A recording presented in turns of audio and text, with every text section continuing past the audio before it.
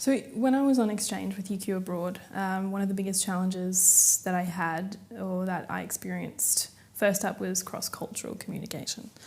It sounds like a business first year subject, but it's life, especially when you travel overseas, and it can crop up in so many different contexts. I've been living in Europe now for over 4 years, and I had one the other day.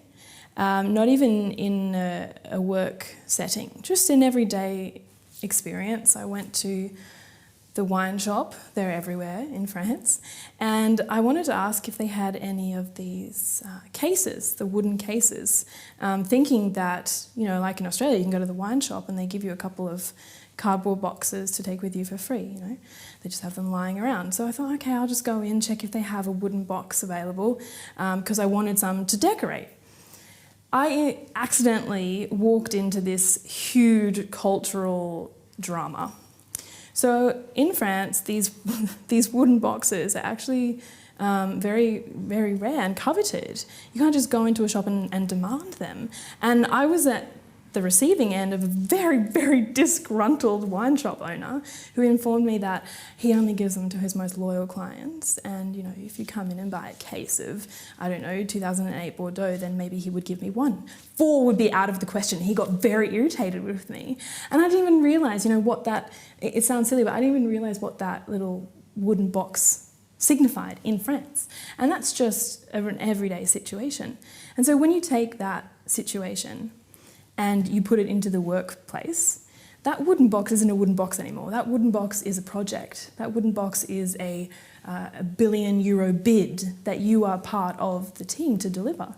And so if you're making somebody that irritated over a wooden box, you want to be pretty sure that you're self-aware enough at work to make sure that that wooden box doesn't transform into something much bigger that could be perhaps a project deadline.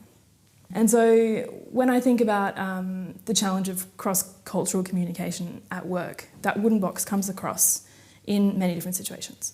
So if I were to give advice to students who would like to work, live, travel overseas, in terms of logistics, would be to inform yourself about the visa scenarios and the travel challenges that you might face as an Australian. That sounds so boring, but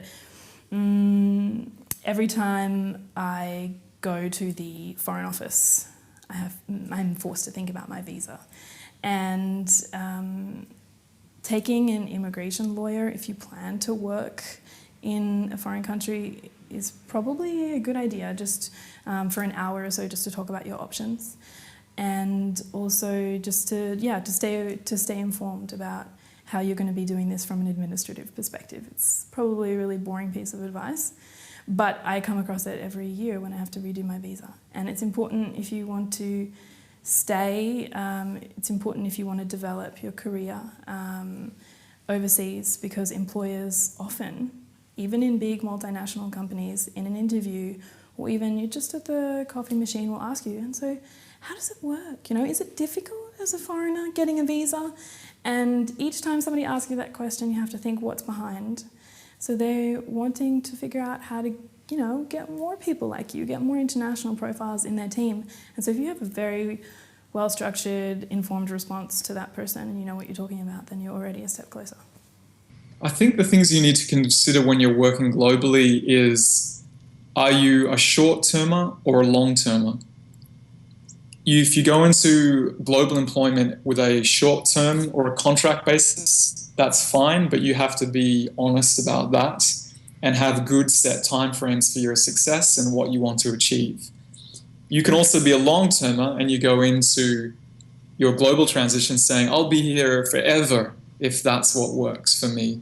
But I just think you need to clearly understand on what basis you are moving, because the conflict and the practical emotional challenges come from not being honest to which type of person you are. And so I think, I'm not saying either one is correct, it's just that you have to say, I'm completely open-minded or I'm completely mercenary, but don't fool yourself into thinking that you're either one of those two.